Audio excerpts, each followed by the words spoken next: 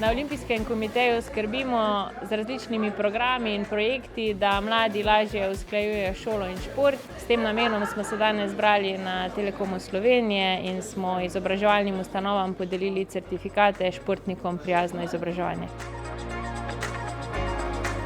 Za nas je izobraževanje temeljnega pomena že iznotraj organizacije. Smo ugledni delodajalec tudi na področju investicij v izobraževanje.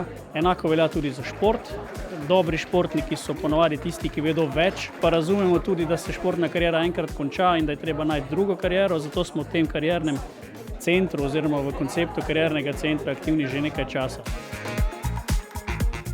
To nam veliko pomeni, torej nekaj delamo prav v tej smeri in na ta način dobimo to priznanje. Upam, da bomo tudi v prihodnje lahko izpolnjevali te pogoje na ta način, da bo Olimpijski komitej na ta način to prepoznal in da tudi v prihodnje podaljšujemo na ta način ta certifikat.